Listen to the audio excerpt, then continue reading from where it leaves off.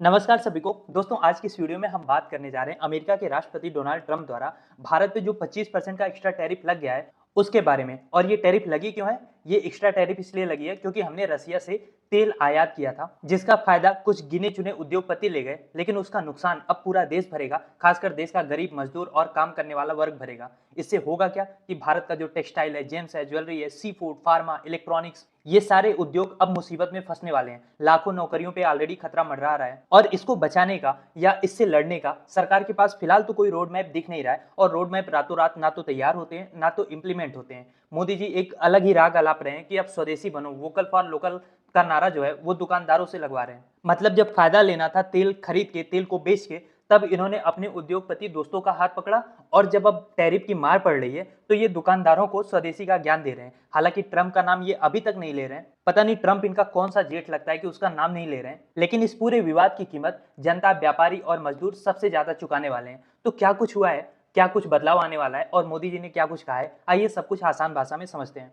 तो हुआ क्या है? हुआ यह है कि अमेरिकी राष्ट्रपति डोनाल्ड ट्रंप ने भारत पे 25% का नया एक्स्ट्रा टैरिफ लगा दिया। मतलब 25% अभी चल ही रहा था, 25% और इंप्लीमेंट हो गया है या 27 अगस्त की सुबह 9:30 बजे से लागू हो गया है। जबकि आपको पता है कि 7 अगस्त से पहले ही 25% की टैरिफ ऑलरेडी लग चुकी थी। और ये जो एक्स्ट्रा 25% लग रहा है, अमेरिका के अनुसार ये पेनाल्टी है भारत पे। क्यों लगाई जा रही है? क्योंकि भारत ने रसिया से तेल खरीदा।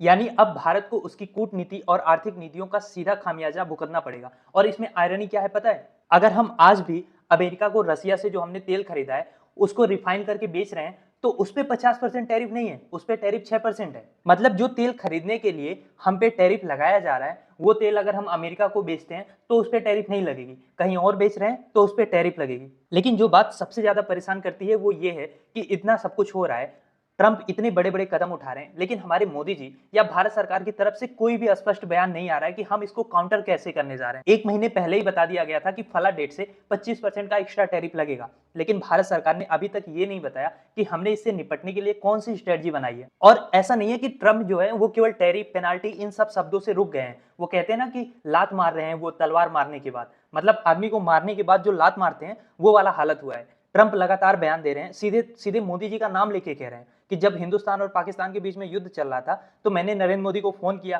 कहा कि 24 घंटे के अंदर युद्ध को रोक दो वरना इतने टैरिफ लगाएंगे कि आपका सर चकरा जाएगा। लेकिन मोदी ने 24 घंटे का भी इंतजार नहीं किया, सिर्फ 5 घंटे में सब कुछ रोक दिया।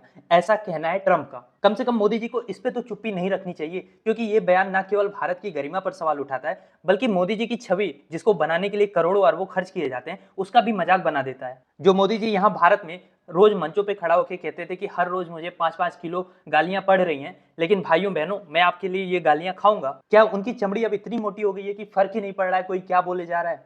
क्योंकि हम तो ये मान रहे हैं एज ए इंडियन कि ऐसा नहीं हुआ है, ट्रंप ने कुछ नहीं किया होगा, उसकी धमकी से भारत सरकार झुकने वाली नहीं है। लेकिन भारत सरकार का ये काम है कि सबसे पहले इस चीज को डिनाई करे, इसका खंडन करे।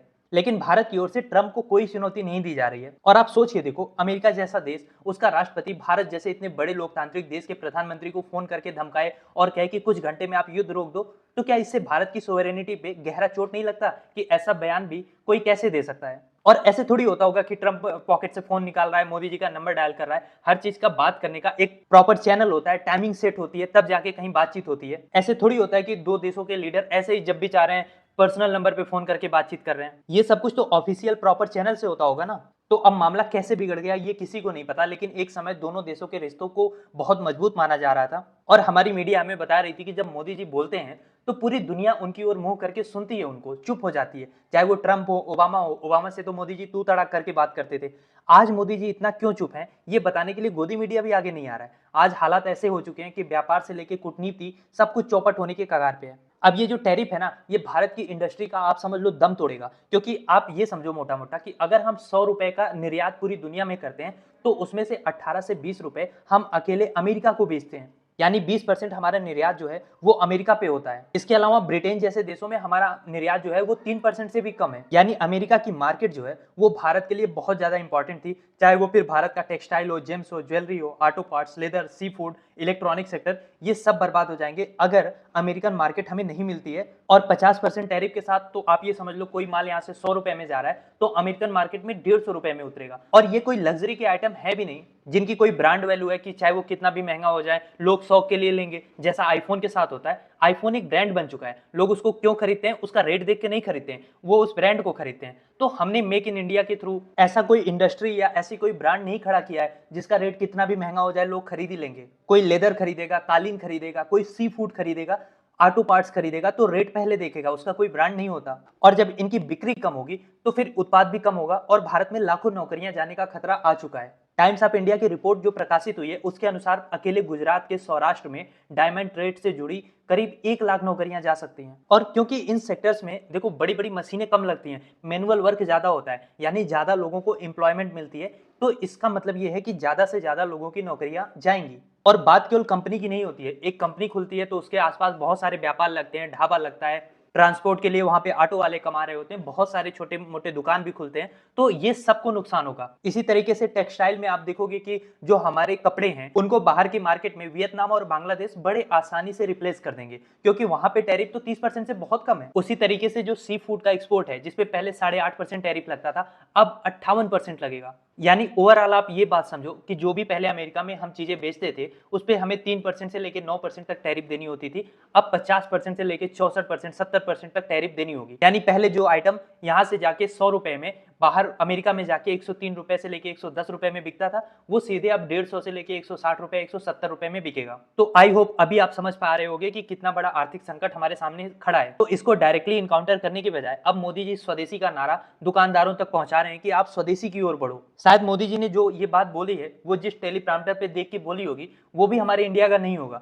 और नारा ये स्वदेशी का लगवा रहे हैं। अब मोदी जी तो साफ साफ कह रहे हैं, छोटे छोटे दुकानदारों से कह रहे हैं कि आप अपनी दुकान के बाहर बोर्ड लगाएं कि मेरे यहाँ पे केवल स्वदेशी माल बिकता है। अडानी के पोर्ट पे काम करने के लिए आप चीनी वर्कर्स को, चाइनीज को वीजा देना शुरू कर दिए हो। खैर अडानी की बात आप छोड़ दीजिए, प्रधानमंत्री मोदी जी खुद अपना उदाहरण दे दें कि जहां ऊपर चश्मे से लेकर नीचे जूते तक उनकी कितनी चीजें स्वदेशी हैं। जिस गाड़ी से चलते हैं वो स्वदेशी है क्या? जिस विमान से जाते हैं वो बोइंग का है, तो क्या बोइंग भारत की कंपनी है? उनको तो मोदी जी को अब खुद पुष्पक विमान से चलना चाहिए। मतलब ट्रम्प की टैरिफ का उससे जो नुकसान होगा, उससे जो जॉब जाएगा, उसके लिए सीधा सीधा कोई जवाब नहीं है। एक बात बताओ, ट्रम्प की टैरिफ से जो भी उद्योग बंद होंगे, उसमें जो वर्कर्स काम कर रहे हैं उनकी नौकरी चला जाएगा, तो मोदी जी उनके लिए क्या कर रहे हैं? क्या ये बात मोदी जी सीधे सीधे बता सकते हैं? क्या उनको डायरेक्टली कोई हेल्प किया जाएगा? क्या जो कंपनी बंद हो रही है उनको कुछ सब्सिडी दी जाएगी?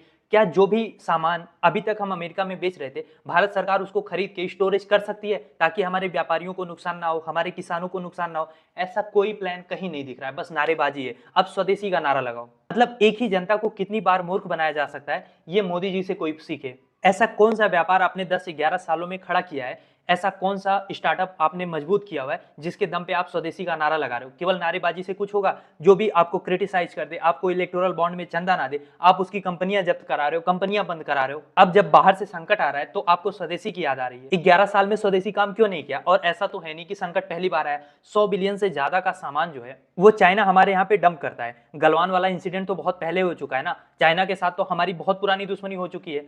तो उसको काउंटर करने के लिए आपने अभी तक स्वदेशी चीजें क्यों नहीं अपनाई? 11 साल में आपने क्या किया? असल मुद्दा ये है कि ट्रेड डेफिसिट जो है, इंपोर्ट डिपेंडेंसी जो हमारी इतनी ज्यादा है, टैरिफ वार से कैसे लड़ना है, लेकिन सरकार इसको एक इमोशनल मुद्दा बना के जनता का ध्यान असली सवालों से बस हटाना चाहती है। मुद्दा ये नहीं है कि स्वदेशी चीजें अपनाना गलत है, लेकिन जिस तरीके से हर इमोशनल चीजों को यूज करते हैं मोदी जी, आप ये बताओ जो ये आर्थिक चोट लगने वाली है, जैसा कि मैंने कहा जिनकी जॉब जाएगी, क्या उनको सरकार कोई जॉब देगी या चौराहे पे स्वदेशी स्वदेशी नारा लगाने से उनके घर का खर्चा चल जाएगा? जितने भी एमएसएमई हैं, जितनी भी फैक्ट्रियां बंद होंगी, जितने सामान बेकार होने वाले हैं जो ऑलरेडी बन चुके हैं, क्या गवर्नमेंट उनको खरीदेगी या वहां पे बस स्वदेशी स्वदेशी लिख दें तो वो खुद ही बिक जाएंगे? आपने अंबानी अडानी जैसे एक दो बिजनेसमैन को इतना ज्यादा ग्रो किया, बाकी अमीर और गरीब के बीच की खाई इतनी ज्यादा बढ़ चुकी है, गरीब के पास खाने को है नहीं, वो खरीदेगा क्या? अगर आप एक दुकान पे जाके मोबाइल खरीदने जाते हो तो आप वहां पे ये देखते हो कि ये हमारे देश में बना है या फिर रेट और फीचर देखते हो? जब आपके जेब में पैसे होंगे तभी तो आप चीजें खरीद पाओगे, और सरकार ने सारा पैसा ऑलरेडी टैक्स में चूस रखा है। मतलब गजब की नारेबाजी चल रही है। एक तरफ चाइना से हम लोग रिकॉर्ड तोड़ चीजें खरीद रहे हैं, दूसरी ओर मंचों से स्वदेशी स्वदेशी का नारा लगवाया जा रहा है। एक कहावत है ना कि जब आपके पास तर्क नहीं होता तो आप गाली गलौज पे उतरते हैं, उसी तरीके से जब इनके पास कोई रोड मैप नहीं है, कोई प्लान नहीं है, तो ये बस नारेबाजी पे उतरे हैं। अब मेरा सवाल आपसे ये है कि आपको क्या लग रहा है, क्या दुकान पे स्वदेशी का बोर्ड लगाने से भारत अमेरिका की इस आर्थिक चोट का सामना कर पाएगा, या फिर असली जरूरत यह है कि एक सशक्त लीडरशिप आगे आए जो सीधा ट्रम्प से बात करे और भारत के हितों की रक्षा करे? क्या सोचते हैं आप इस बारे में? लिखिए अपनी राय कमेंट बॉक्स में।